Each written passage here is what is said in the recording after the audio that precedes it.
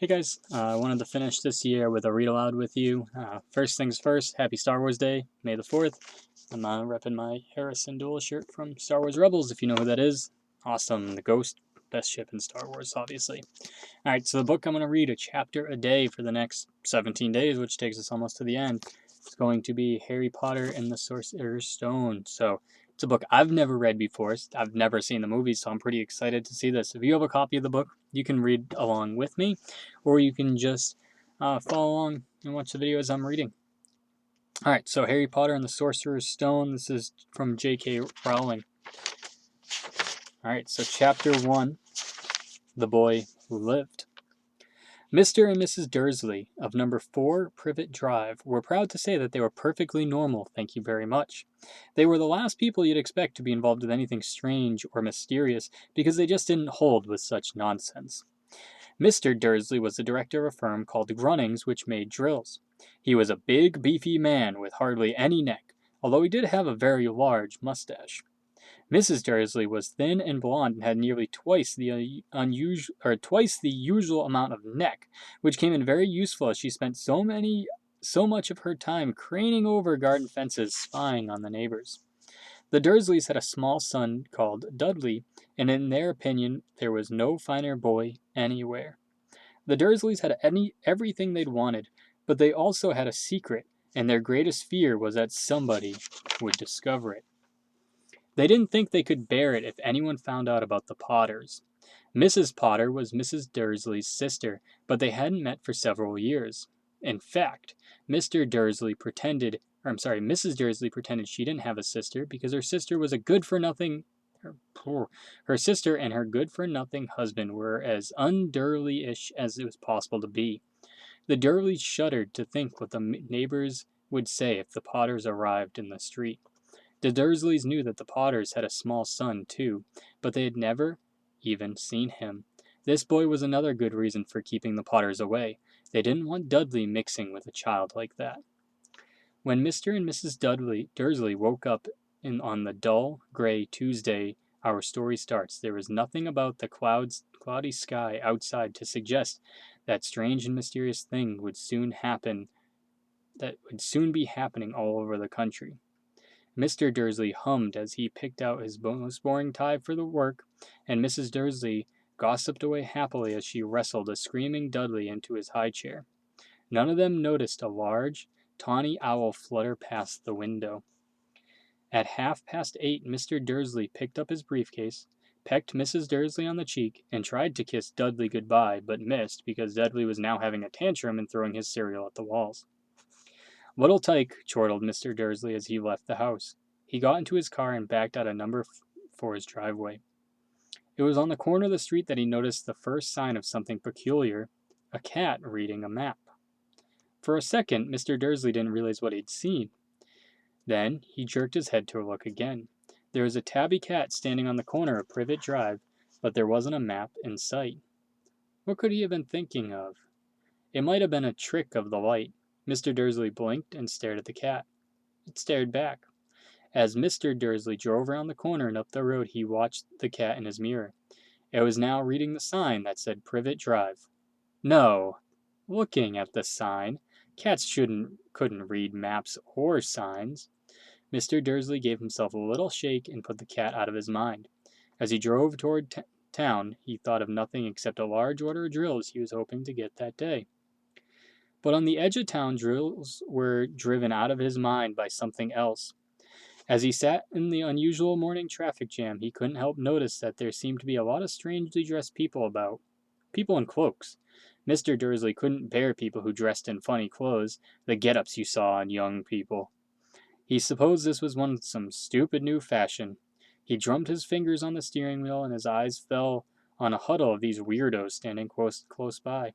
They were whispering excitedly together. Mr. Dursley was enraged to see that a couple of them weren't young at all. Why, that man had to be older than he was, and wearing an emerald green cloak. The nerve of him! But then it struck Mr. Dursley this was probably some silly stunt. These people are obviously collecting for something. Yes, that would be it. The traffic moved on, and a few minutes later Mr. Dursley arrived in the Grunnings parking lot, his mind back on drills. Mr. Dursley always sat with his back to the window in his office on the ninth floor. If he hadn't, he might have found it harder to concentrate on drills that morning. He didn't see the owls swooping past in broad daylight, though people down in the street did. They pointed and gazed open-mouthed as owl after owl sped overhead. Most of them had never seen an owl even at night time. Mr. Dursley, however, had a perfectly normal owl-free morning. He yelled at 5 different people. He made several important telephone calls and shouted a bit more. He was in a very good mood until lunchtime, when he thought he'd stretch his legs and walk across the road to buy himself a bun from the bakery. He had forgotten all about the people in cloaks until he passed a group of them next to the baker's. He eyed them angrily as he passed. He didn't know why, but they made him uneasy. This bunch were whispering excitedly, too, and he couldn't see a single collecting tin. It was on his way back past them, clutching a large doughnut in his bag, that he caught a few of the words of what they were saying. "The Potters. That's right. That's what I heard. Yes, their son, Harry." Mr. Dursley stopped dead. Fear flooded him. He looked back at the whispers as if he wanted to say something to them, but thought better of it. He dashed back across the road, hurried up to his office, snapped at his secretary not to disturb him, seized his telephone, and almost had finished dialing his home number when he changed his mind. He put the receiver back down and stroked his mustache, thinking. No, he was being stupid. Potter wasn't much of an unusual name. He was sure there was lots of people called Potter who had a son called Harry. Come to think of it, he wasn't even sure his nephew was called Harry. He'd never seen the boy. It might have been Harvey or Harold. There was no point in worrying Mrs. Dursley. She always got so upset at any mention of her sister. He didn't blame her if he'd had a sister like that. But all the same, those people in cloaks. He found it a lot harder to concentrate on drills that afternoon, and when he left the building at 5 o'clock, he was still worried that he walked straight into someone just outside the door. "Sorry," he grunted as the tiny old man stumbled and almost fell. It was a few seconds before Mr. Dursley realized that the man was wearing a violet cloak. He didn't seem at all upset at being almost knocked to the ground. On the contrary, his face split into a wide smile, and he said in a squeaky voice that made a passerby stare, "Don't be sorry, my dear sir, for nothing could upset me today. Rejoice, for you know who is gone at last. Even muggles like yourselves should be celebrating this happy, happy day." And the old man hugged Mr. Dursley around the middle and walked off. Mr. Dursley stood rooted to the spot. He had been hugged by a complete stranger. He also thought he had been called a muggle, whatever that was. He was rattled. He hurried off to his car and set off for home, hoping he was imagining things, which he had never hoped before because he didn't approve of imagination. As he pulled into the driveway of number 4, the first thing he saw, and it didn't improve his mood, was the tabby cat he'd spotted this morning. It was now sitting on his garden wall. He was sure it was the same one. It had the same markings around its eyes. "Shoo!" Mr. Dursley said loudly. The cat didn't move, just gave him a stern look. Was this normal cat behavior? Mr. Dursley wondered. Trying to pull himself together, he let himself into the house. He was still determined not to mention anything to his wife. Mrs. Dursley had a nice, normal day. She told them over dinner about Mrs. Next Door's problems with her daughter and how Dudley had to learn a new word, won't. Mr. Dursley tried to act normally. When Dudley had been put to bed, he went to the living room in time to catch the last report on the evening news. And finally, bird watchers everywhere have reported the nation's owls have been behaving very unusually today. Although owls normally hunt at night and are hardly ever seen in daylight, there have been hundreds of sightings of these birds flying in every direction since sunrise. Experts are unable to explain why the owls have suddenly changed their sleeping pattern.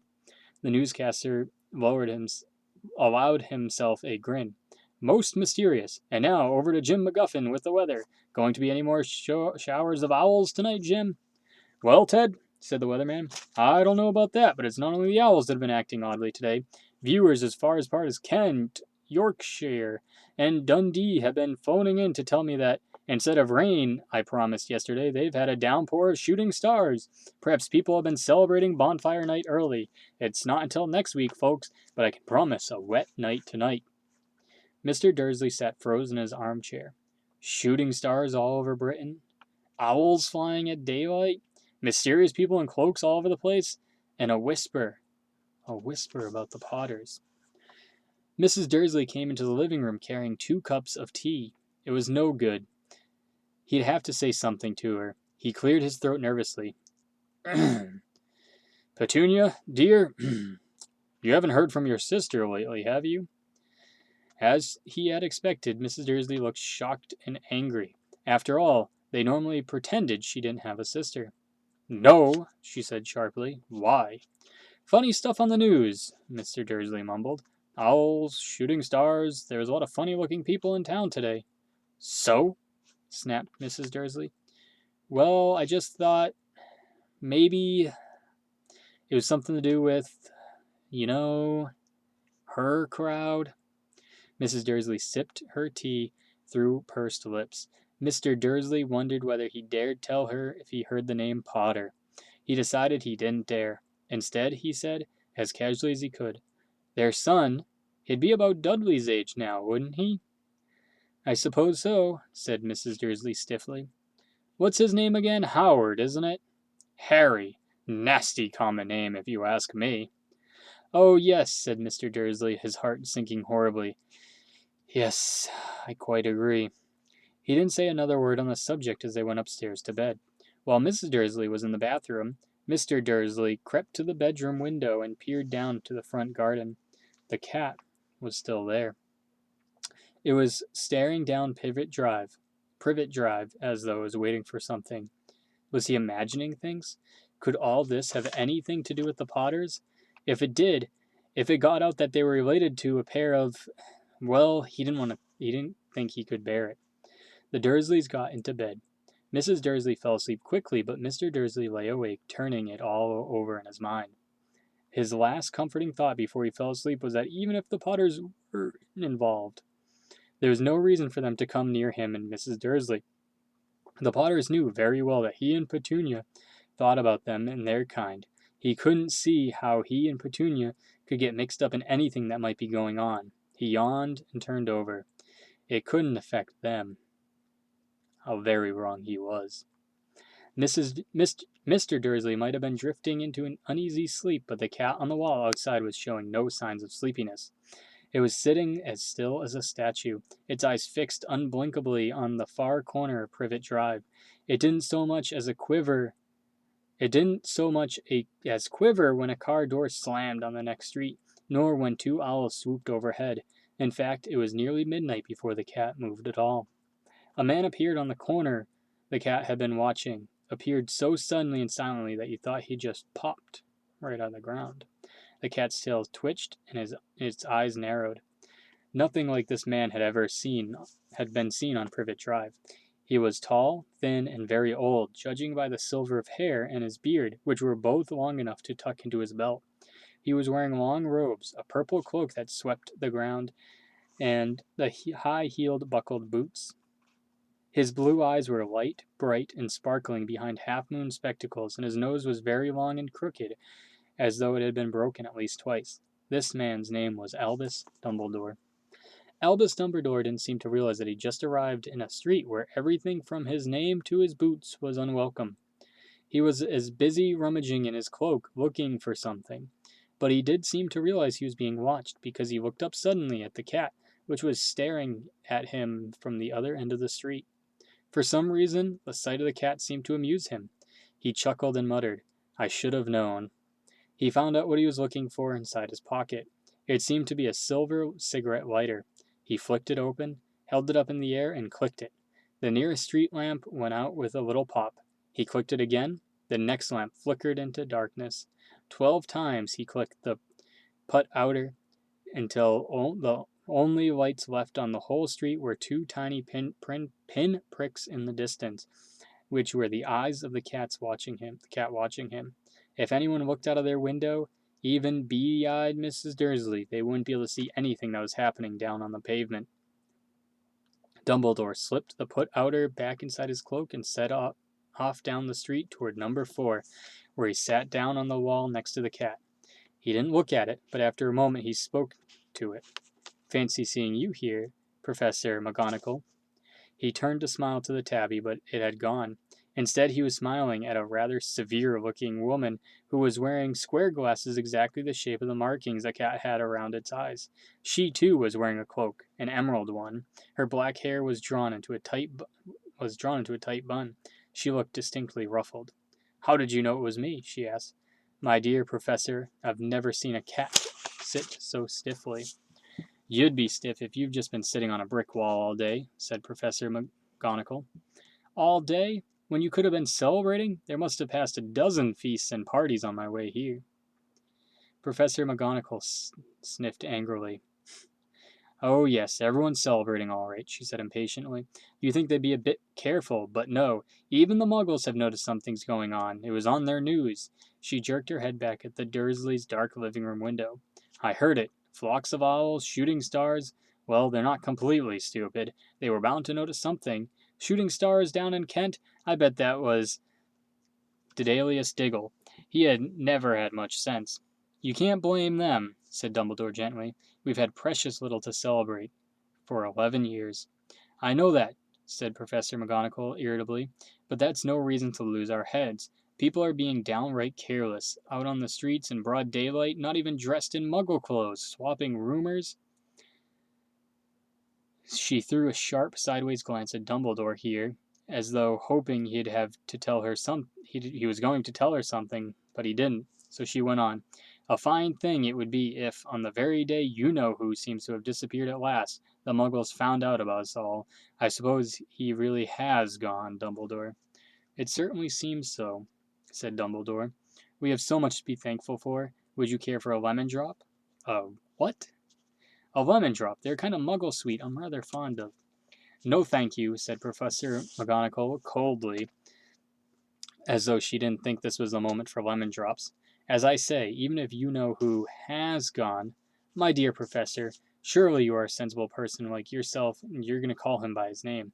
All this you-know-who nonsense. For 11 years I've been trying to persuade people to call him by his proper name. Voldemort." Professor McGonagall flinched, but Dumbledore, who was unsticking 2 lemon drops, seemed to not notice.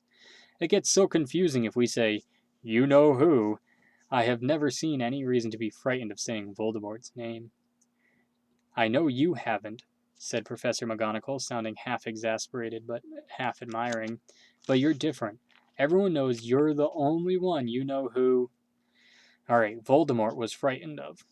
"You flatter me," said Voldemort calmly. "Voldemort had powers I will never have. Only because you're too, well, noble to use them. It's lucky that it's dark. I haven't blushed so much since Madame Pomfrey told me she likes my new earmuffs." It's Professor McGonagall shot a sharp look at Dumbledore and said, "The owls are nothing next to the rumors that are flying around. You know what everyone's saying about why he's disappeared? About what finally stopped him?" It seemed that Professor McGonagall had reached the point she was most anxious to discuss. The real reason she had been waiting on a cold, hard wall all day, for neither as a cat nor as a woman had she fixed Dumbledore with such a piercing stare as she did now. It was plain that whatever everyone was saying, she was not going to believe it until Dumbledore told her it was true. Dumbledore, however, was choosing another lemon drop and did not answer. "What they're saying," she pressed on, "is that last night Voldemort turned up in Godric's Hollow. He went to find the Potters. The rumor is that Lily and James Potter are, that they're dead." Dumbledore bowed his head. Professor McGonagall gasped. "Lily and James, I can't believe it. I didn't want to believe it. Oh, Albus." Dumbledore reached out and patted her on the shoulder. I know, he said heavily. Professor McGonagall's voice trembled as she went on. "That's not all. They're saying he tried to kill the Potter's son, Harry. But he couldn't kill that little boy. No one knows why or how, but they're saying that when he couldn't kill Harry Potter, Voldemort's powers somehow broke, and that's why he's gone." Dumbledore nodded glumly. It's true?" faltered Professor McGonagall. "After all he's done, all the people he's killed, he couldn't kill a little boy? It's just astounding, of all the things to stop him. But how in the name of heaven did Harry survive?" "We can only guess," said Dumbledore. We may never know. Professor McGonagall pulled out a lace handkerchief and dabbed at her eyes beneath her spectacles. Dumbledore gave a great sniff as he took a golden watch from his pocket and examined it. It was a very odd watch. It had 12 hands, but no numbers. Instead, little planets were moving around the edge. It must have made sense to Dumbledore, though, because he put it back in his pocket and said, Hagrid's late. I suppose it was he who told you I'd be here, by the way. Yes, said Professor McGonagall, and I don't suppose you're going to tell me why you're here, of all places. I've come to bring Harry to his aunt and uncle. They're the only family he has left now. You don't mean...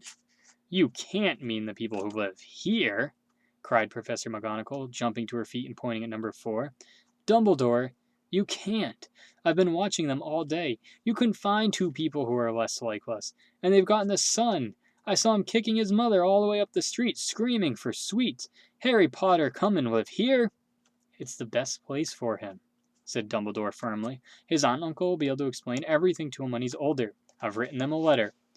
A letter? Repeated Professor McGonagall, faintly sitting back down on the wall. Really, Dumbledore, you think you can explain all this in a letter? These people will never understand him. He'll be famous, a legend. I wouldn't be surprised if today was known as Harry Potter Day in the future. There'll be books written about Harry. Every child in the world will know his name. Exactly, said Dumbledore, looking very serious at the top of his half-moon glasses. It would be enough to turn any boy's head. Famous before he can walk and talk, famous for something he won't even remember. Can't you see how much better off he'll be growing up away from all that until he's ready to take it in? Professor McGonagall opened her mouth, changed her mind, swallowed, and then said, Yes. Yes, you're right, of course. But how is the boy getting here, Dumbledore? She eyed his cloak suddenly and thought she might be hiding Harry underneath it. Hagrid's bringing him.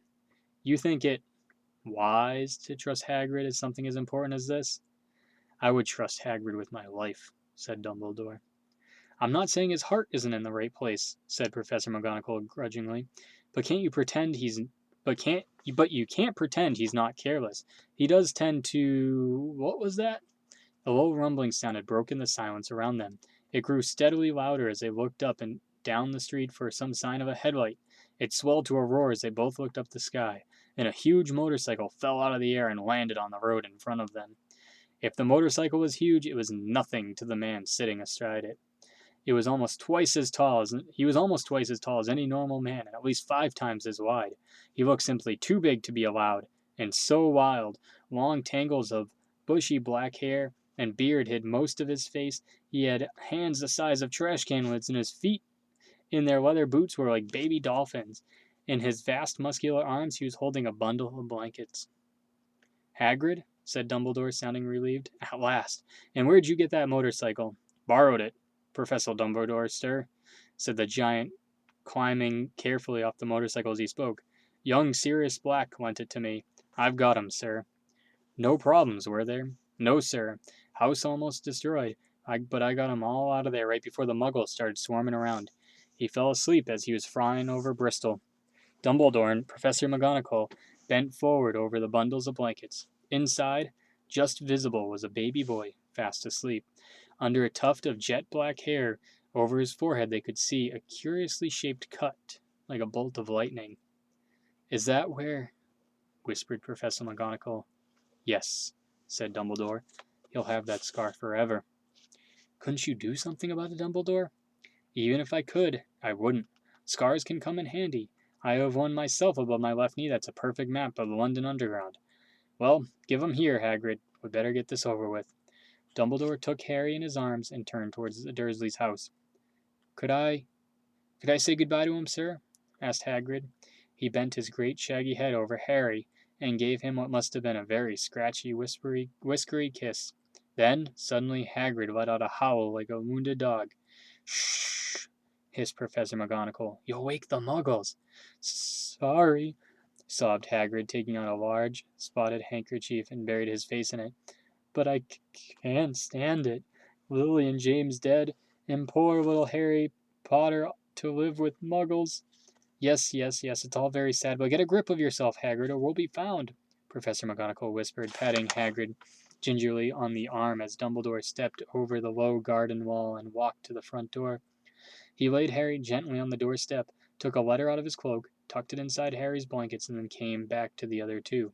For a full minute the three of them stood and looked at the little bundle.